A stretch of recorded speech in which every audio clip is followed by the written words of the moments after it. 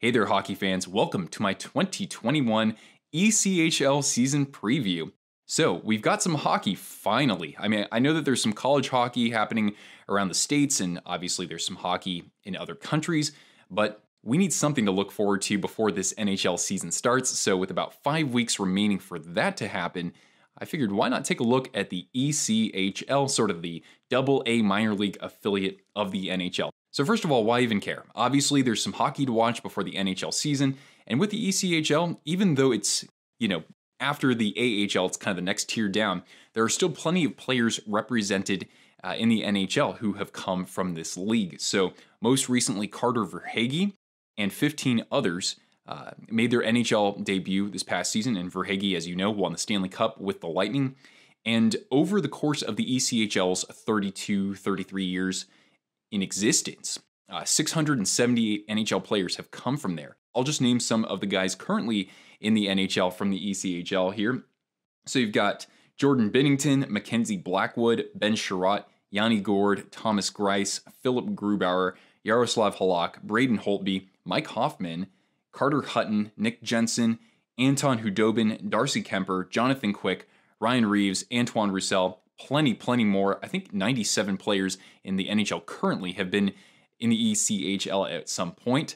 And as you saw, there are lots of goaltenders. So if you're into highlight reel saves, then definitely watch some ECHL. And in terms of watching the ECHL, you can do that by going to Flow Sports. That's FLO Sports. So if you like Flow, like some of us do, you can definitely subscribe for a package there, and you can watch all the ECHL games. I'm not sure if that includes the Kelly Cup playoffs, but that should be determined later on. So anyway, let's get into this season ahead here. It's supposedly going to be a 72-game season, and most of these teams are actually going to be able to have fans there. I have some graphics from a Twitter account I follow called ECHL Week, so I'll flash them up here.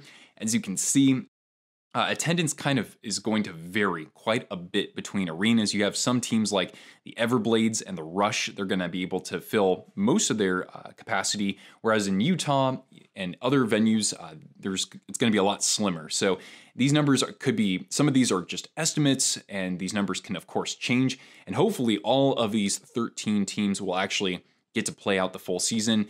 But obviously with the pandemic, we don't know exactly what will happen.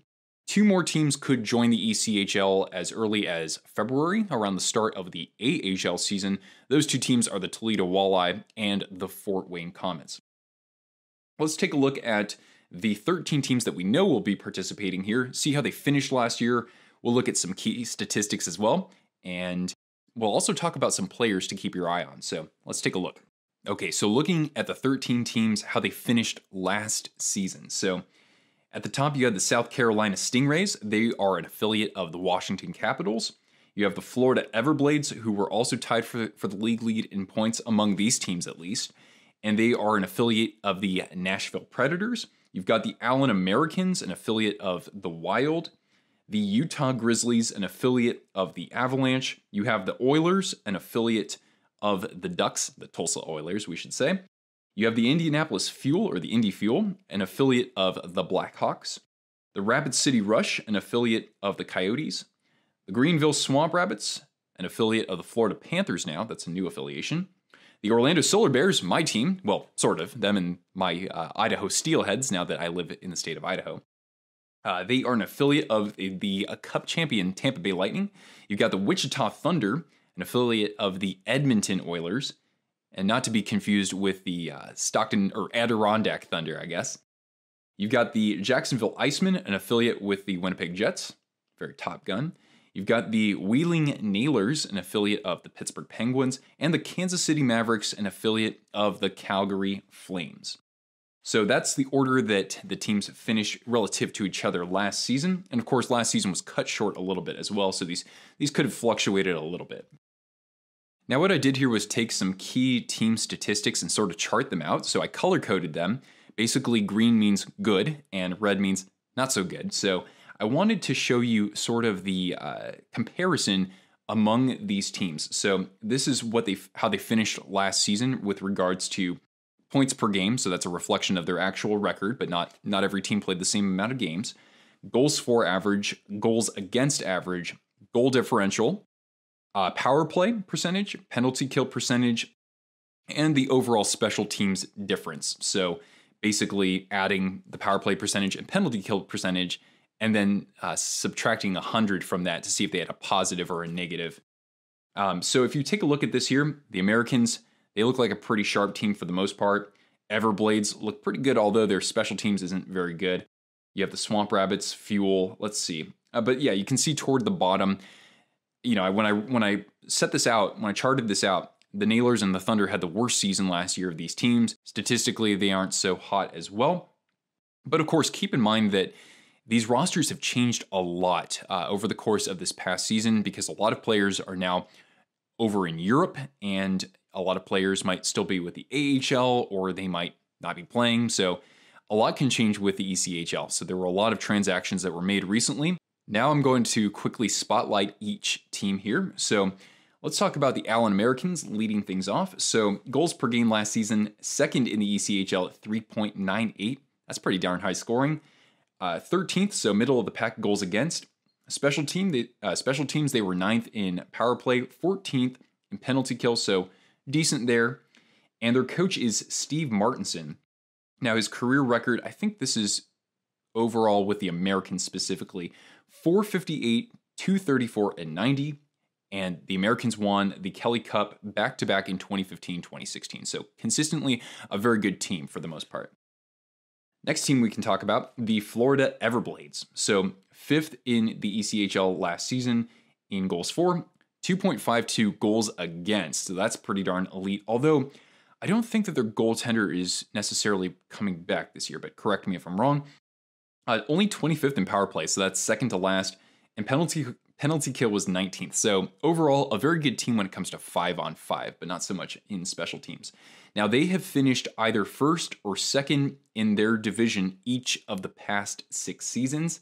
And their coach, Brad Ralph, with the club is 324, 127, and 42, including a conference championship in 2018. So very good club there.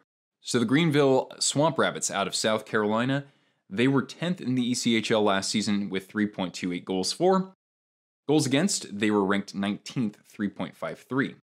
Power play 18th at 16%, and penalty kill 81.7, which was middle of the pack. You'll notice that in this league, power plays are actually not so good. So if you have a penalty kill of like 84% or better, that means your penalty kill is good, whereas in the NHL, that would get you first in the league. And their coach, Andrew Lord, it's his first year as a head coach, I believe in the ECHL. He had a 202, 75, and 41 record with the Cardiff Devils, and he won all sorts of championships and accolades over there. So the Cardiff Devils, they play in the EIHL in the United Kingdom.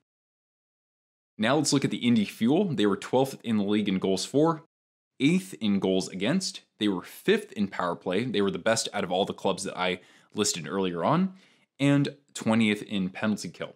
Now, they've only been to the playoffs one time since they joined the league in 2015. Their coach is Doug Christensen with a 30, 26, and 4 record in his first season with Indy last year. And among other clubs, he also coached the Belfast Giants in the EIHL. In their 2011-2012 season, that team had a 46, 5, and 3 record. And of course, they won the league championship. Next up, the Jacksonville Icemen, 20th in goals for, 16th in goals against, 13th in power play, and 11th in penalty kill. So overall, pretty middle of the pack there. The team qualified for the playoffs in 2019 after missing the postseason in their first 5 seasons. Their coach is Jason Christie. His record with the team is 86, 118. Now we go to the Kansas City Mavericks. So 23rd in goals for this past season, 21st in goals against, tied for 21st in power play and 16th in penalty kill, so not so hot there. They have a new coach. His name is Tad O'Had.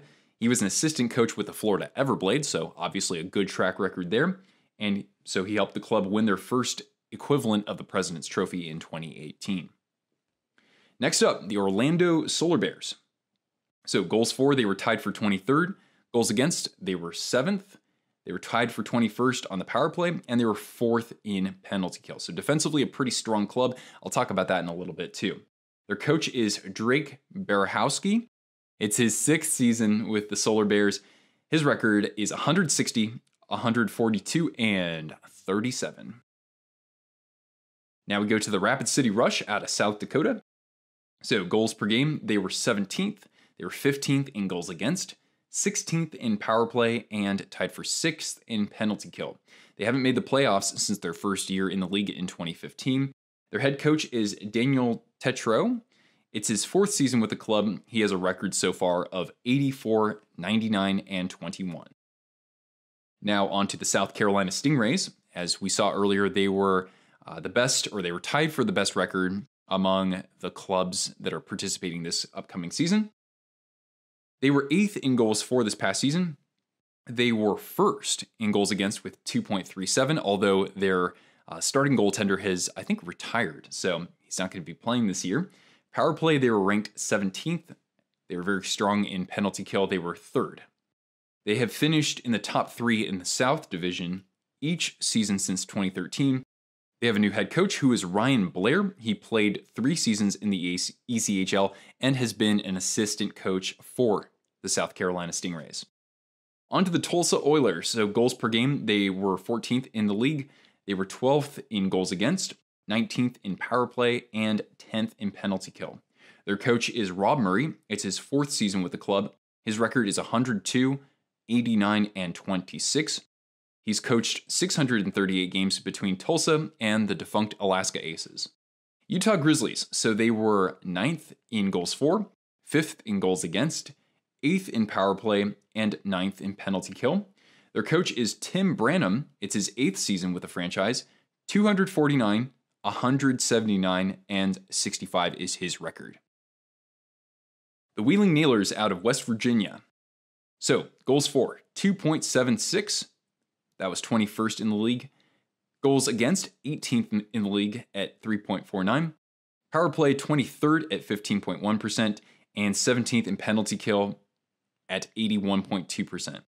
They haven't made the playoffs since 2016 when they made it all the way to the Kelly Cup Finals.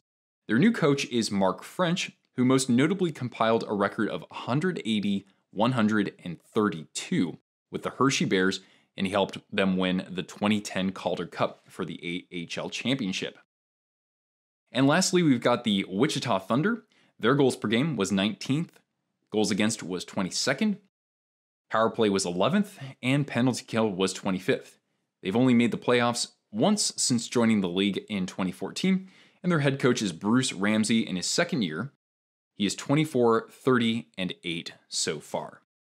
And lastly, I just wanted to discuss a few players you might want to watch out for this upcoming season. I believe all of them will be returning to these clubs. I made sure I did some fact checking here and there, although this information isn't always published that easily. So I've got 3 forwards, 2 defensemen, and 1 goaltender here. So let's start with the forwards, and we'll start with the Allen Americans' Tyler Sheehy. Whereas other top scorers logged 50-something games or even 60 games this past season, Sheehy played just 47 games in his first ECHL season, but still finished 3rd in league scoring. He notched 26 goals and 44 assists for 70 points, helping him win the league's Rookie of the Year award. Next up, I want to talk about Spencer Watson of the Indy Fuel. He was selected in the 7th round by the LA Kings in the 2014 draft. He's had a successful career spanning the OHL and the ECHL. This past season, he finished 3rd in the league with 31 goals and 206 shots on goal. He also won the league's Sportsmanship Award. Go Sports. Next up, Peter Quenneville of the Rapid City Rush. The captain of the Rush, Quenneville led by example on the ice last year with 58 points in 51 games. He previously spent a few years in various leagues between Denmark, Czechia, Finland, and Norway. He was selected in the 7th round of the 2013 draft by the Blue Jackets. The other defenseman is Logan Rowe of the Florida Everblades. Rowe has spent the last couple of seasons as an alternate captain for Florida and has put up some strong numbers. Last season, he set career highs in goals with 12 and points with 38 through 45 games, giving him one of the highest point per game averages among blue liners. He and his teammate Ben Masella also led defensemen in plus-minus. Rowe was named to the league's all-ECHL first team last season. And the goaltender I want to spotlight is Clint Windsor of the Orlando Solar Bears. I found it tough to find a goalie who is returning to his same ECHL club, but I believe Windsor to be one of them. He flourished while splitting the net last year, putting up a 2.45 goals against and a 927 save percentage with 4 shutouts in just 30 games. Now, I'm not going to do any predictions or anything like that because I don't really know too much about this league so far, not to mention there's been a huge turnover in rosters over just the past couple of days. Nonetheless, I hope that you've enjoyed watching this and will let me know your thoughts on this upcoming ECHL season down in the comments below. Stick around, join the Twist Brigade, make sure that you're subscribed, hit the notifications bell, all that good stuff. You can also follow me on Instagram and on Twitter. There's information for that in the video description. You can also support the channel through Venmo. I have information down below as well. Hope you enjoyed watching this video, my friends. I'll catch you later. Ciao.